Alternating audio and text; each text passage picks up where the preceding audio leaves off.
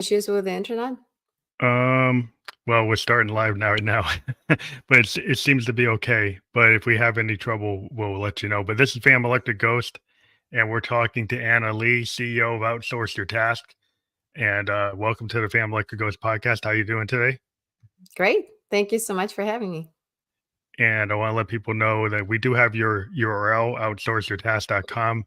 They are on the page. You can't click on that now, but that will be fully clickable when we're published. Right now, we're on Facebook, YouTube, and Twitch live. And I want to thank you for being a guest on the podcast. A couple questions we always ask anybody that's on the show before we talk about your story is like what motivates you and why do you do what you do? Great question. Uh, what motivates me? I think the life itself. I really, really appreciate every single day that I get to live on this planet. Obviously, I have family, and family motivates me a lot. But I think just general motivator is, wake up every day and just have as much joy as possible. That's a good place to be. You have a positive outlook, and what you're doing with businesses in terms of outsourcing tasks and helping businesses find the top 3% talent worldwide. What made you go into that field? What was that your particular area? Oh, I think it was just the sheer accident that I even kind of become a CEO of this company. I worked for a couple of corporate companies and always had an itch for entrepreneurship. So that's for sure. And I think as I was exploring different sort of side gigs, my husband and I started investing in real estate. And at some point, I wanted to go in and have my own entity within the real estate. I wanted to start a wholesaling company, still employed at the time. So I couldn't really dedicate a lot of time to it. So I actually started outsourcing myself. And I, as I outsourced with agencies, I really didn't have great experience. So I feel like I created a process for myself, being my own customer. And as I created the customer of how to efficiently hire people and find the right people, I think this is where a lot of people in my masterminds were asking me about the process. I started kind of sharing more information, and then eventually it just kind of became somebody just gave me a tip, like, and said you have to create a course and just kind of teach people on how to do it because it's so effective. So once I created a course, it started selling, and then people started coming back to me saying, "Oh my gosh, it was amazing." And then all of a sudden they're saying, "Why don't you actually hire for us?" So it was a complete accident how I ended up in this business. But looking back, I feel like all the experience in the corporate world and even the little business that I started to just led me to have this. So it's some sort of destiny that I appeared here, and I really enjoy this now. So you were able to come up with like a roadmap with your methodology and your master class. Did you actually turn it? Is it primarily through your master class, or did you actually write like any like a book or anything to go with it, or you're just doing through like webinars and coursework and master classes? So it's funny. I knew nothing about creating courses. I remember just asking my husband, like, take our three kids away for a weekend, and I'll figure this out. I already had an outline of what I do for sourcing, and I basically taught myself within a day where to record myself, what platform to use, and within 2 days, I actually produced a course. And because I didn't even think of that as a business, right? It was Mhm. just, let me just record something that I can share with some of my friends because I'm tired of repeating myself over and over. I didn't really realize that I have a diamond in my hand afterwards, right? So I think sometimes we just overthink. Yeah, In business, we tend to overthink. Let me just educate myself to the point where I feel ready. Sometimes you just have to leap for that. yeah. It's well, being an artist, like I'm a producer, musician, but also my other hat, which I wear today, is I'm a business analyst, data analyst. So I got like left and right brain. Yes. going on. And but a lot of times, like in the arts, we kind of go with in the moment, kind of stream of Correct. consciousness, kind of the idea, the muse is like you trust yourself that you know something and you just got to go and not procrastinate and put it down. So whether we Absolutely. put it down on a multi-track or you put it on a voice recorder or you put it on a canvas or you got to take that idea out of yourself and put it out there into the world. That Hmm. seems to be the hard part that a lot of people obsess about. It's got to be perfect. It's got to be this. It's got, a lot of times like you can have an outline, you can have a plan, but eventually you got to put it down. Like as an artist, we put down like multiple demos. You might have like 90 demos, 50 demos Yeah. of the same song. But That's a very great usually analogy. but the first couple of takes usually are closer to the truth of what you were trying to do. Right. And when you spend too much time, you sometimes can wreck what you were working on. You can lose Mm, the intent because you start to second guess yourself and then you don't actually put together, what you need to do. So what you're that's so saying true. seems like you decided like you don't want to get in that paralysis thing. You want to Yep. actually just get it down. Yeah, it doesn't always work, trust me. I'm also very analytical in nature, but I'm learning to be more artistic. Yeah. That's interesting because a lot of times with outsourcing and I live in this model. Like we have a lot of people we work with overseas, like in Mumbai or in Poland. There's a lot of resource Ireland. Like there's a lot of companies in the US that we have especially programmers. Like I'm an Mhm. analyst, but a lot of our programmers are like international. Like we find the right resource for the right capability wherever they are, Right. and we're very comfortable with that. There's some people that feel like, oh, I gotta have somebody in the office. They want to have that control. How do you get over that? Explain to people that that's not always necessary to actually have good quality work. Right. But I think, I mean, the good lesson that we all had was during COVID, right? So somehow, as a business owner, you had to operate. If you did operate, if you didn't have to shut down, you operated with remote employees. So I think it's a little bit, we're in the moment where we see the trend of folks kind of having a hybrid model. And I do believe that, having people in the office is important, but for the roles that are important strategically to be local. I'll give you an example.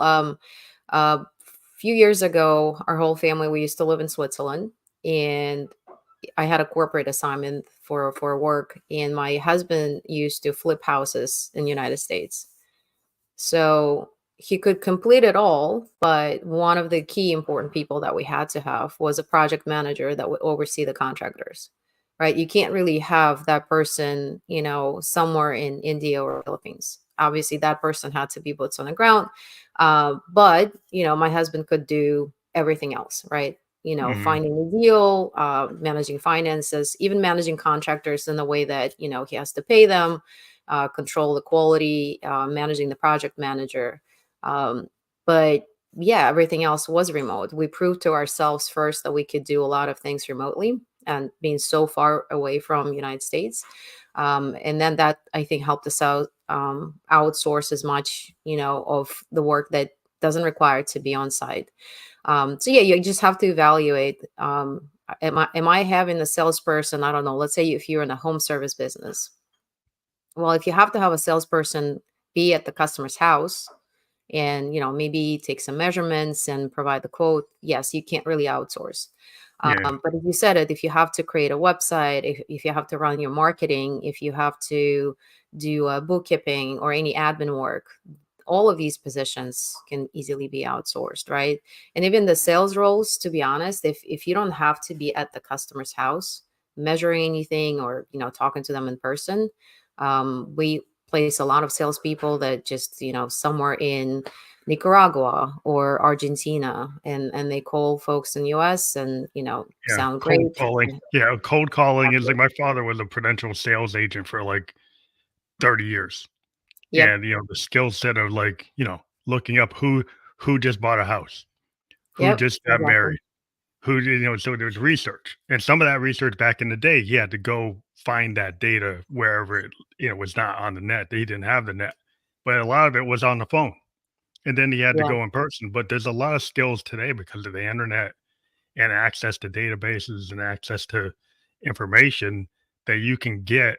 There's a lot of online sales, like you're saying. I've seen it, like even in insurance, there's a lot of people that prefer to actually buy their insurance online rather than having an agent come because it's annoying for them to have the agent come. There's still some people that like the agent to come to their house, but other people are just, well, I just want to be able to go and compare things and make my own choice. And so I exactly. think with that kind of allowing people to actually comparison shop, even to the point of cars. People don't like going to haggle with a car dealer. They rather Absolutely. find a way to get it delivered so I don't have to hassle. So Yes, so there's a lot of things that have become, you know, remote, but I think there's a control scheme. Like if you are like you want to be able to bring everybody into the room, have that SCAD, have that JAD session, have everybody do that whiteboard. But I do whiteboards, Kanban, whiteboards, agile stuff all virtually. I've been doing it yeah, I for mean, we have 10 years. systems now, CRMs, Monday.com or whatever it is, right? Where you can just, or like so many tools right now, mirror boards, where we can all, people from all over the world can globally work in one platform. So it's, and Yeah. honestly speaking, before I left the corporate world, as we lived through the COVID, and everyone thought, how is this going to be possible? Everyone did amazing, right? So Yeah. Yeah. I mean, being on it, like I have like 3 screens in front of me right now. I got a stand-up desk and, be able to multitask where like I be in a meeting, with like, a Zoom meeting or a Teams meeting, and I can have my mainframe window open, my SQL window open, and my, right, like then the whiteboard open, and then you can actually be seeing stuff in real time. You can say, "Hey," you exactly. show the programmer the UI, like, "Here's the UI. This is what's actually happening." If I was Yes. in the room, I can't even do that as well as I can do that if I'm in front of all my machines where I Yes, can move things absolutely. around. And so, from an efficiency standpoint, and then also the idea, like the commuting, the idea is like I used to commute crazy. I used to have to fly, jump in an Uber, be on the train, be in the car, be in the hotel. Now I have more time. If somebody that calls me at 6 o'clock at night, I'm not commuting. I'm actually able to work on the problem. But if I was Exactly. in the old job, I'd be like, well, I'm 2 hours before I get home because I got to get home through the traffic where I can actually respond to the issue right away. And so those type of things, I think some people just don't understand the efficiency of or the being able to jump on something quick because Right. you have access to all your information and you're not in the car, you're not on the plane, you're not in the train. Yeah. And I do want to address, you asked the question about the control, right? How do you kind of control that? And in the end of the day, I think the most effective way of controlling the productivity for your employees is just setting up the KPIs, the key performance indicators, and making sure that you as a leader, adhere to guidelines, and stay in touch with your team, right? And have them being responsible for Mhm. reporting back to you, and that keeps them accountable with the process flow, right? So if you were ever in the corporate world, you always have these like middle management, project managers and whatnot, right? But everyone really understands what needs to be done, because there is a main corporate goal, and it trickles down to all the little Yeah, goals to all other your people. deliverables. Yeah, like Exactly. So all your you work got to work treat it the items. same. Well, all Yes, your work items that you have is like, are you hitting your goals? Are you having like, a lot of volatility because the requirements keep on changing, or the exactly. task is harder than you expected, or the technology has a block. So you're Yep, blocked by this and you're blocked by that. And then it's the cascading and then your timelines are running, or is it that you're not, the people aren't actually working on the task, but you can monitor tasks. You can see if somebody's actually, is that code working? Are they actually working on the UI? You actually can see if they're at their desk. You can see right. if they're typing. You can see if they finished the deliverable because you can track it on a system like Jira and SharePoint. You can see like what's the workflow. Is it Exactly. still in QA? Is it still in dev? Is it still here? Is it in production? Is it UAT? Like all these things that you can check. There's a lot of tools to is, but if you physically want to kind of micromanage and you want to be able to go Yeah. to that cubicle and see like, are they at the cubicle? Well, what the second you walk from the cubicle, they could be like on their phone. It doesn't mean that you're totally controlling. Right. And I think I'm a firm believer for kind of staying away from micromanagement only because then you're buying yourself another job to micromanage, right? And that's overwhelming for a leader. I'm a firm believer for just having the KPIs for whatever it is, annual, quarterly, monthly, weekly, and have the employees sort of self-police themselves by reporting on their own KPIs on whatever the frequency that you guys establish. So if it's a weekly frequency, and you mentioned a little bit of sort of Gyre and other tools. That's more probably project management, IT related. But let's say you hired an admin person or maybe a salesperson, right? How do you? What are the KPIs? How do you track? There are some tools such as Time Doctor, Unequivalent that would just literally track their activity online. I never Hmm. use them because for every tool there is an antidote. There are a Sure. lot of tools that would just kind of actually uh, have a cursor of the mouse being like movable or showing them that they're working something. So I just firmly believe that you have to inspire and motivate people and then show them how they're responsible for performing.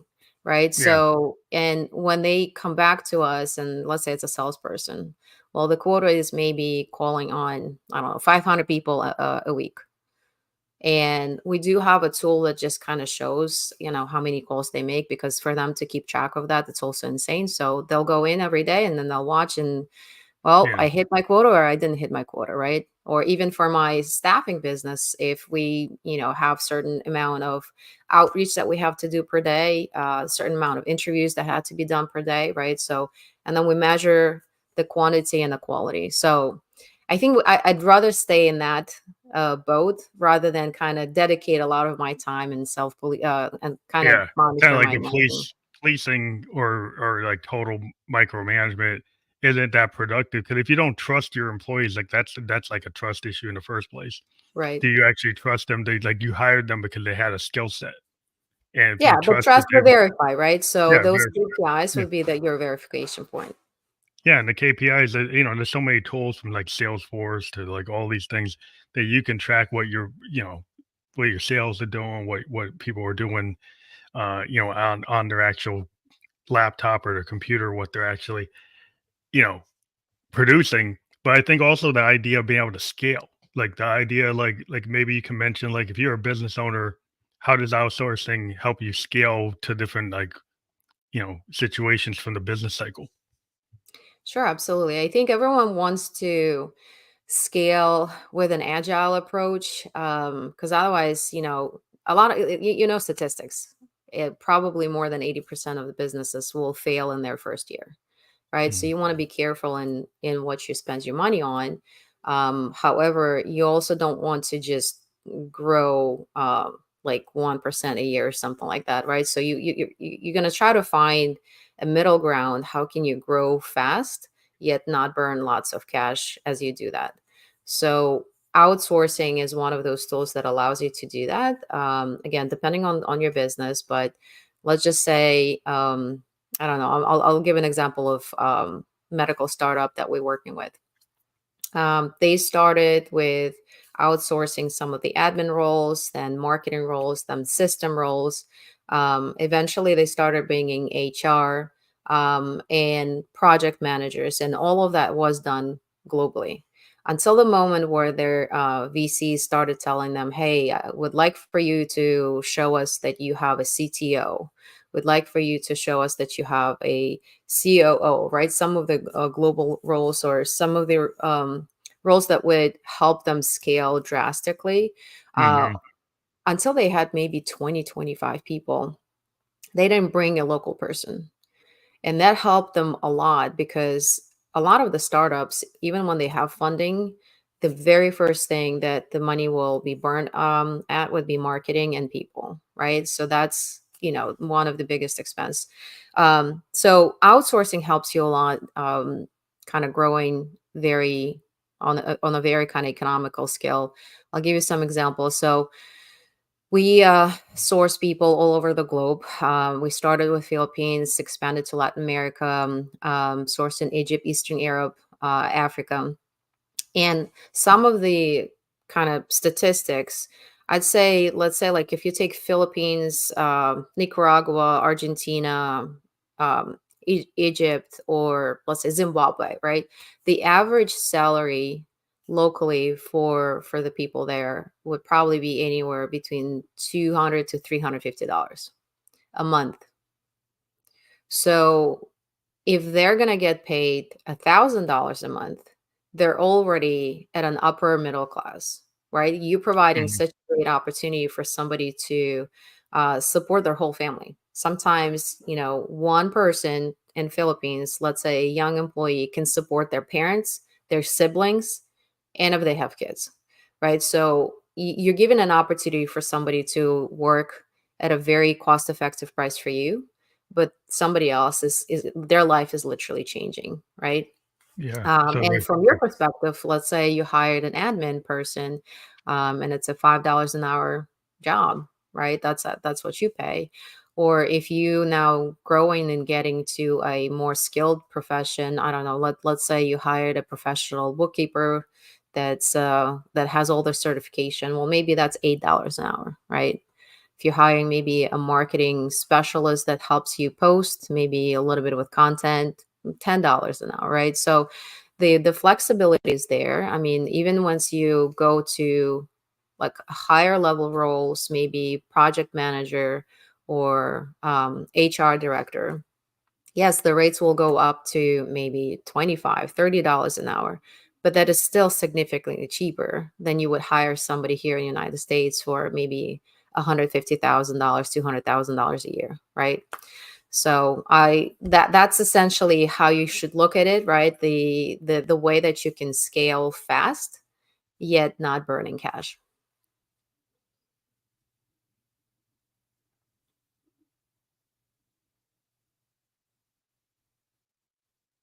ask in terms like business culture questions in terms like if you have people from different like parts of the world and different cultures and what's the like analysis to determine that somebody's the right fit, that they have the experience that's relevant to what the business is about.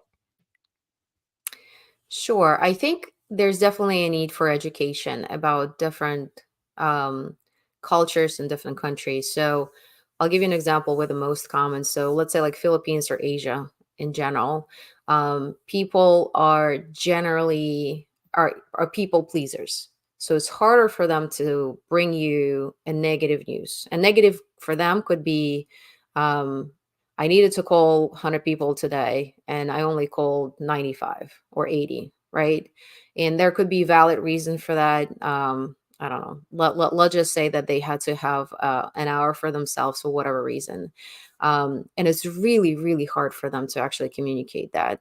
So, what we typically do, once you actually aware and educated about the culture, we put it back on them. We actually relieve them from the sort of kind of their way of looking at it, and we say this is how we do it, and we actually love open communication.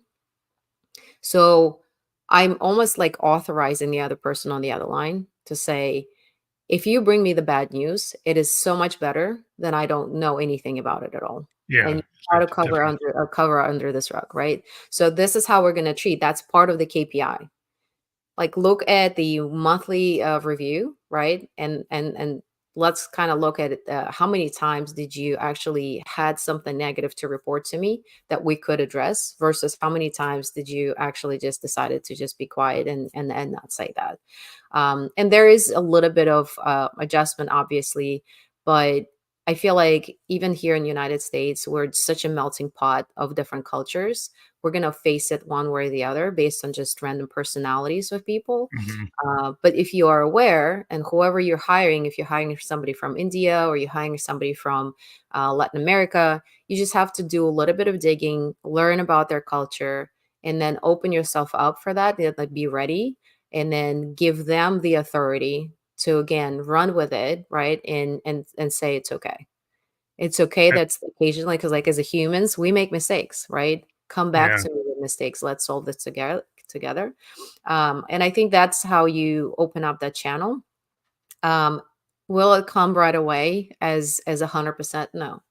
But again, you come with expectations, right? You come with expectations that people have their own baggage, and baggage sometimes comes with the cultural setups, right? We come in. I grew up in a totally different country. I grew up in Central Asia. I lived in Europe. I lived in the United States, right? So I'm myself a melting pot of different cultures. mhm. So I'm being more kind of acceptive of how everyone sort of navigates. But again, being open, creating that channel for trust, guiding them. That's probably what I would recommend. Yeah, I've experienced that. I actually outsourced myself. I was an expat in Tokyo for 2 years. So I came to understand, it was an American company that operated a financial institution, opened up you know, a division in Japan. And the problem that was a lot of times the Americans had certain expectations from like, Connecticut, and we're in Tokyo, right? And Right. so there was a different model, like in terms of like there was like this zero defect concept in Tokyo. And Hmm. there's also like this idea like, well, if you have like ten problems on the error report, they're all priority one. And we're trying to get them to say, well, which one's less priority? So they're all high. And they, Yeah. they wouldn't want to give the level 10 the same weight as the level one. It's like, well, they're all bad. And so that was a struggle. And then also this idea, like if we made a mistake, like sometimes like they would actually go book a convention place and have the executive apologize to the customers, right? And in the US, we don't do that. We just send like a note out saying we're sorry that this pricing error happened. We don't go and do that. So so there was Right. like this cultural like understands like, oh, we got to ramp up and they got to ramp down maybe. Like they've got to find a balance between both. And it was really interesting living in that world, because then I started to like advocate to some of the American people. It's like I'm living here. I understand what's going on. You need to kind Hmm. of listen to what I'm telling you, because some of the Americans weren't hearing Right. what the Japanese were saying. They were just saying, well, we're just going to dictate what we do. And so there Yeah. was this disconnect. Absolutely. It's so different. Like when I was an expat myself in Switzerland, and I think just general European culture is a little bit more laid back, right? They don't understand why is it all about work for us Americans. So it's also an adaptation, right? So because we have a hybrid, we had, a few expats and a few Europeans. The work had to be adapted to the lifestyle of Europeans, right? Like nobody stays till 7 p.m., right? Yeah. 5 o'clock, everyone's going to be gone. Yeah. And then we could hear sometimes from the corporate office, it must be nice leaving at 5 p.m. Yeah. Yeah. That's the It's like, reality. yeah, People still the produce people are work. living in capsule hotels, because they're working till like midnight and then they don't go home. Yes. And so it was like, hey, we give them permission, like you can actually take some days off. It's like, really? Like like, yeah, yeah, you should, because we don't want to. There's diminishing returns if you keep on staying up till Exactly. midnight. Like Exactly. it doesn't actually. It doesn't. You run out of gas, and if you run out of gas, it's like, okay, you're here, but you're not productive. So Yeah, like I we think read. we could probably be somewhere in the middle. I think Europe is a little bit of healthier middle. I think just depends on which country. The more southern you go, the more laid back it is. Yeah. But in general, there is a healthy balance, and based on the results that were produced from our office in Europe, I would say that's a pretty healthy balance. Yeah, I think it's important to understand what you're dealing with, and maybe we'll start going into like sensitive information or different like rules for confidentiality and privacy. Like so if you're dealing with people in different, because sometimes like the European privacy rules are more stringent than American, Correct. right? In a lot of cases. Like, and so like if you offshore something to somebody that's like in Germany, and they're familiar with the privacy rules there, and then they're like, "Oh, can I really do this?" Is there some kind of, any issues in terms of like that? I think there was a question in terms of that you like to answer in terms of like the sensitivity of information and how you deal with that. Yeah, absolutely. But basically, you would have to apply the rule of the employer as your main primary rule, right? So if you, let's say, a healthcare clinic, everything you do has to be HIPAA compliant, right? There's Mhm, a lot of patient data. But a lot of insurance companies, a lot of hospitals, they actually hire out people overseas. So a lot of times you'll hear, maybe somebody from Philippines are, doing your benefits verification, whatever it is. The good thing, there are a lot of talent that's HIPAA compliant, and HIPAA compliance. It's a U.S. based rule, right? So mhm, there are a lot of talent that is now HIPAA compliant. There are some international standards. Let's say sometimes our clients want to find talent that's Lean Six Sigma, like they have mhm, certain belts, right? That standard exists everywhere. You can get that certification everywhere. So we can find people with that talent too, with those certifications. So I would say in terms of data and security, depending on the size of your business, if you have a very small business, let's say that's your first employee, and you just want to offload a lot of admin tasks, well, maybe you use software like LastPass that allows you to share your credentials to certain websites that you need them to work on, without sharing the actual password. mhm. So just plug in your information, and as they go in, it just logs in as you without them knowing the username or password. If you're at the larger scale business and you're trying to sort of adhere to certain standards, again, whatever your standards are, that's who you're looking for o- outsourcing. So you have two ways approaching that. You either find already people that already have that certification or whatever the standard is, or you train them on that, right? And have Mhm. them get certifications. But again, in that in our global economy, everything is possible. Well, yeah, with VPNs, you can build in the security networks thing because we're dealing with a lot of private data and the HIPAA data. Because I mean, I deal with insurance companies, banks, so there's a lot of sensitivity at the level, SEC, NASCD, FDIC, and all these different groups that you've got, and then you've got like state, New York State has massive laws for insurance, like Right. very tight in California too.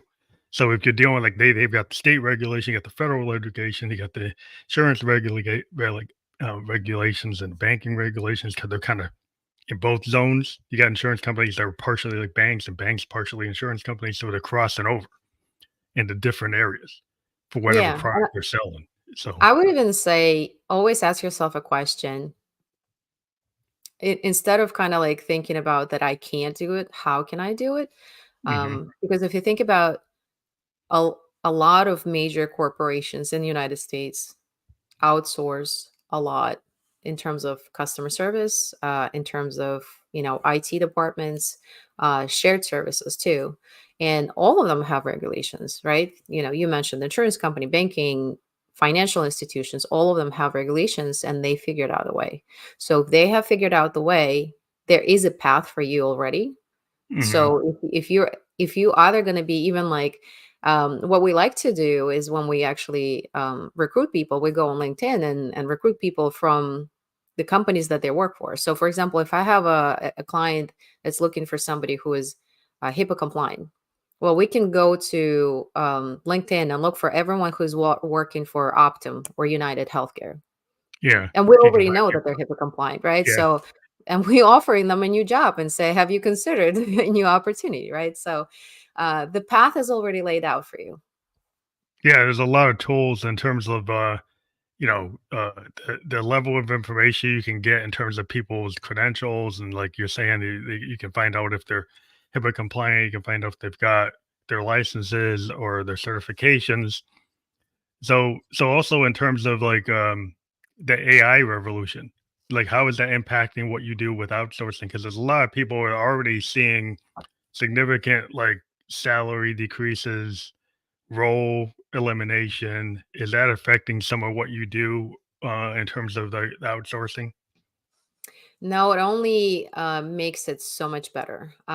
We preach um, AI plus VA, right? Because you can find a different remote employee, but VA is virtual assistant. Um, think about you ever using ChatGPT. Do you still have to plug in the prompt? We Do you have to still type in have a prompt. to Yeah. add, like, have multiple iterations of whatever?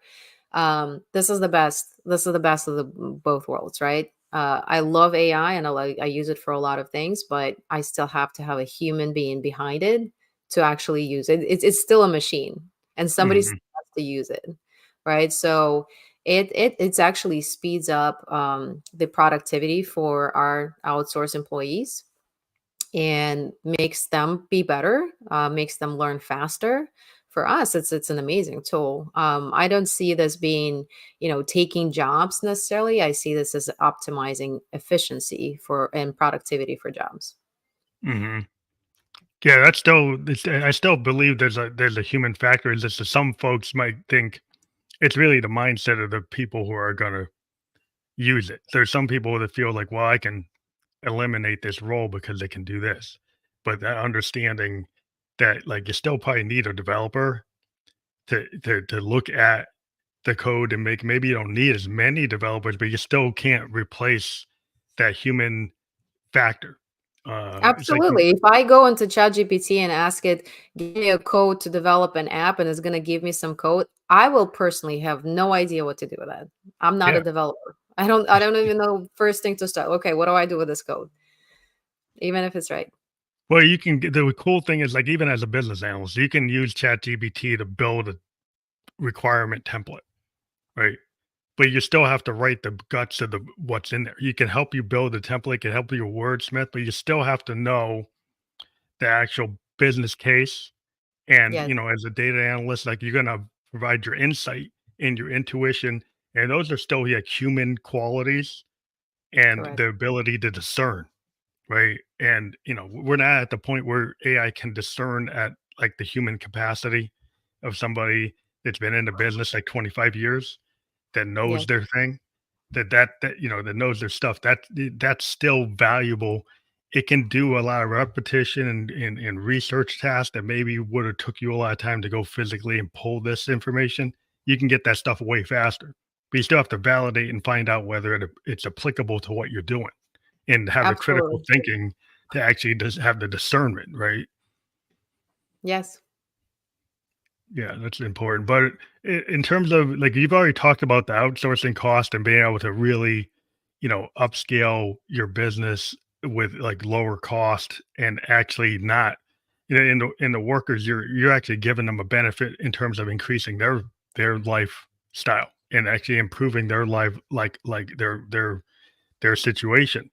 Um, in terms of like the return investment for in terms of the efficiency, are there any issues with like time like you might save money on a role like what we've seen sometimes in programming. We can bring in programmers that are lower cost, but sometimes the project takes longer to do, right? Or we might have to bring in more programmers and eventually we could, if we had an expert programmer that was a US programmer, they may be have done it faster, right. or they so what are the concerns and things like that? I would say it depends on the role. Actually, it's, in terms of programming, actually, I see quite a lot of talent that's so much better. Let's say in India or Pakistan, and then they have. I guess it's like anywhere. You just have to find the right talent for the right role. As far as any other role, and just thinking about productivity, again, I think it just depends on where you are in terms of I guess you're a big business or a small business. Let's kind of discern on the small business. A lot of times in the small business, we are comparing the productivity to how we could do it, how fast we could do it. And sometimes a lot of the business owners are discouraged. They say, well, I don't have time to train anyone, or nobody can do it better than me. And, you know, Why would I hire somebody where I can do it myself? So in the end of the day, you won't be able to grow if you don't hire, right? Mhm. And You have to coming back to the delegate. question, exactly, coming back to the question of the quality of work on or efficiency. Let's say me as a business owner, maybe I my close rate when I talk with clients, maybe it's 80%. However, I could assume that whoever else is going to do it, that I'm going to hire, maybe their close rate is going to be 20%. Well, my pay per hour is so much exponentially more than I would delegate to someone. Let's Mhm. let's give an example. Let's say I have 100 people in the pipeline, but I can only maybe talk to 50, and I will close 80% of those 50 people. But I still have 50 people in my pipeline that I can never talk to them just simply because Yeah, you I don't can't have get to them. time. Yeah. Right. And let's say I can bring in one person that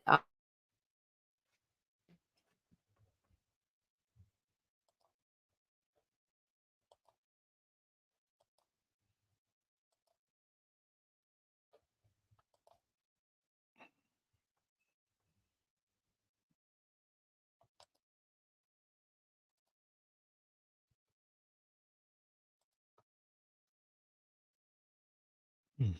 You froze there for a second.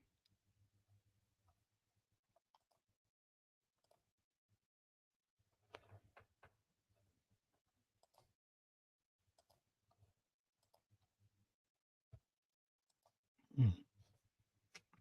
Seemed like you froze. I'm not sure what's going on.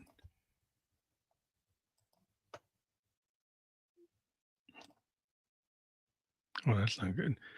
Maybe she's we had a little bit of an internet problem. See if she's coming back. So hold a second. Hopefully she'll come back. I don't know if there's a I wasn't seeing a problem on our side, maybe a problem with the net. So we've been talking to Anna Lee. She is CEO of Outsource Your Task, helping businesses find top 3% talent worldwide. We'll see what happened. See if she can come back in.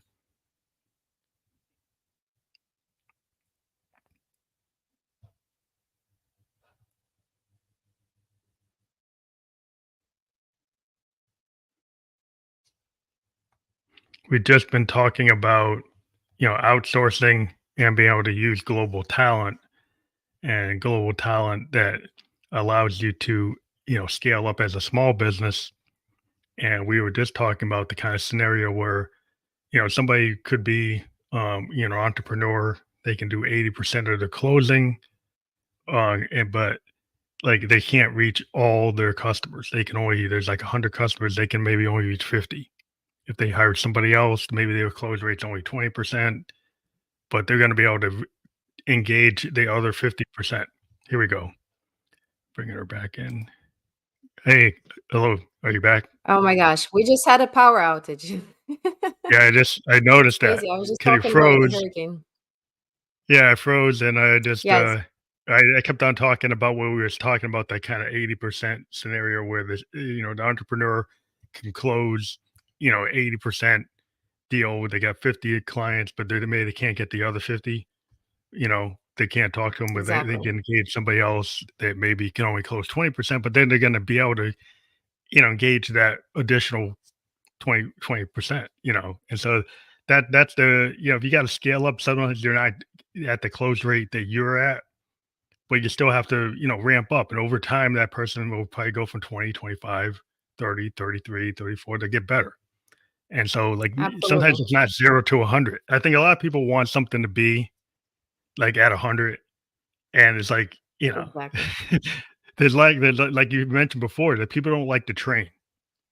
And I've heard there's like a statistic, like most jobs, most people can learn any job you give them. Like they could learn 80, most people could do it, but you want them to be at 100% day one.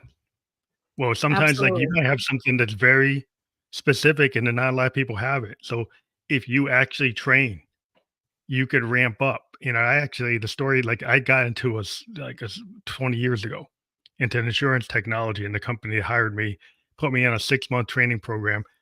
And, I had been in insurance working for an insurance company. Then I went to a company that does insurance software development because they invested in me. Then I became a road warrior for them, and I worked for 5 years, going to all these big insurance companies, being able to sell their product. They took 6 months to train me, and then that was a good investment. It seems like a lot of companies have forgot that, like, you have sometimes you have to invest in the workforce. They just want to Right, and I grab think it's people a that little are bit already. like a yeah, it's a little of nearsightedness because if you ask any business owner, "Do you want to grow?" There will be a resounding yes. But then when you ask them why you're willing to spend time in training, this is where they get shut down. They're like, "Well, I don't have time. The reason why I need to hire people is because I don't have time," right?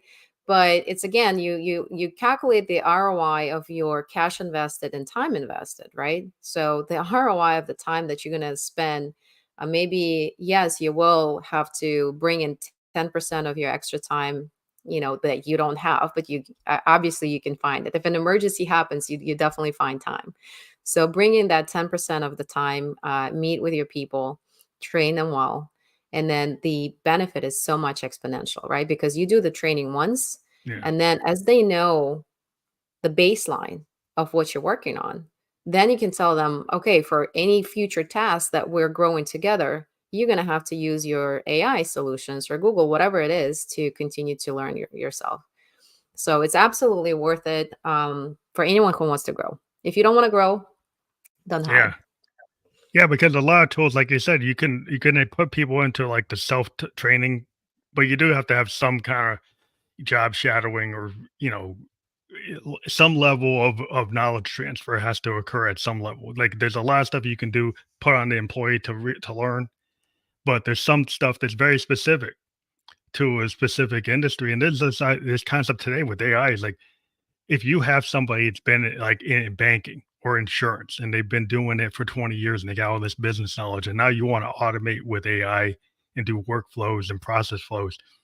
Well, grabbing somebody that's like got the ability to have like the large learning library, and they know all the tokens, and they've got that specific take capability, but they don't have the business knowledge. Right. Right. So bringing them in without having the business knowledge related, they can implement, but they don't understand insurance. They don't understand banking. Right. So Absolutely. so if you take in somebody that's been a business analyst in that field and then start to train them on large learning libraries, on prompt engineering, you'll get a value add of automating that process. It's actually going to be consistent with what your business is. Right. Yes. And I And find myself, there's in a that reluctance trap too. to do Yeah, that. where you basically think that when you hire a specialist, they're gonna do it all for you, right? But let's say you want to create an app and you hired somebody who is an app developer. You're still gonna have to interview with them multiple times. They're gonna have to get the requirements out of you. Nobody can read your mind, right? So they're gonna meet with you, they're gonna create the storyboard, they're gonna, give you some samples on Figma. You have to sort of authorize, yes, I like it or I don't like it. It's almost like Hmm. building a house, right? Yeah. If you can probably get a pre-assembled model, yes. So we have some websites that are pre-assembled. So you can have a pre-assembled sort of kind of like baseline house. But if you have any desire to have anything custom or something Yeah. that speaks like you still have to guide that process. And Yeah, those specialists have what to you see extract is that what you get. information. Yeah, you like Exactly. people it's like a WYSIWYG, like what you have to like be involved. You can't like people don't mind read. It's like, it's like Exactly. if I'm with a producer and a recording engineer and it's like and they're telling me like I don't hear it. Like, well, you gotta tell me more than you don't hear it. Like you Hmm. gotta tell me like do I need to change the chord arrangement? Do I need to put a fifth or a diminished seventh? Like what are you telling me? Just tell me you don't hear it. Well, then we could be there all day until you hear it. It's like you need to give me a little bit more than that. Yes. Yes. Absolutely. So yeah, I think it's really an interesting like world where we're in a global world. I think a lot of people understand that, and being able to engage like the whole planet instead of saying, "Well, I can't find anybody." But like you're offering the capability, like, well, we can actually not just look in your neighborhood, not let's look in your city, not just look in your state. You can look at the whole world and find that Yes. top 3% that's going to work for you. That's exactly it. I mean, it just the we're operating in the global economy one way or the other, right? The social media, the internet, and everything made us just even so much more connected. I mean, we're listening to K-pop, right? Or Yeah, we eating the food K-drama. from all over the world, right? Why not expand just the way that we're perceived the hiring and find that best talent? And more often than not, it's not just about the price. You actually have highly educated people. I don't know if you know, in Zimbabwe, 90% of the population has bachelor's degrees, but the ability to find employment is less than 50%. Yeah, So just think about of all the talent that's just sitting there, highly educated, and they can't find jobs, right? So you can find the talent. I know we've brought on board sometimes people with PhDs, right? I yeah, One of the real estate company was looking for a project manager for commercial projects, and they needed somebody with certification in plan swift, but we found them a fully blown architect, like, and there are international standard codes that everyone is being trained on. yeah, And we not only found somebody who's trained with international codes, they're architects, they understand plan swift, it's a software that they use, but besides that, they understand US codes too, right? So yeah, everything is possible. A lot of the countries that just don't have enough of job opportunities, the folks there looking up to maybe European, Australian, New Zealand, or US codes to just adapt. So everyone's yeah. kind of looking west to adapt to get those jobs. Get to the standard because that's what we run into. A lot of people like don't aren't engineers or don't have the mathematics because like the American school system sometimes is falling flat on teaching Hmm. mathematics, physics, logical thinking.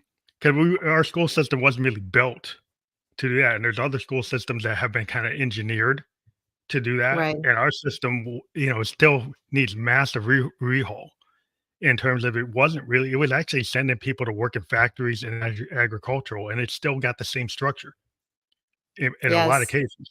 And it's like, well, if this is the 21st century, why are you still building on an agricultural industrial model that's over? Right? It's not. That's not where we are. And Yes. that's why I think there's a lot of opportunity for what you're doing, because there's a lot of people from other cultures that understand that, and they actually have set their systems to actually provide the skill sets that the world needs. Yeah, and And we got to diverse figure out how to cultural background also allows the company to, as a living organism almost, as you bring a lot of diversity to just the thought process itself, you don't even think sometimes, like, my employees challenge me to think very differently. I cannot tell you how much I regret not listening to my SEO specialist who is in India. And he was telling me, Anna, you got to concentrate. One of my businesses is very local. You got to concentrate on the highest populated city. For you, it's Philadelphia. Do not concentrate on the small town in suburbia where you're trying to, get as many leads for your real estate business.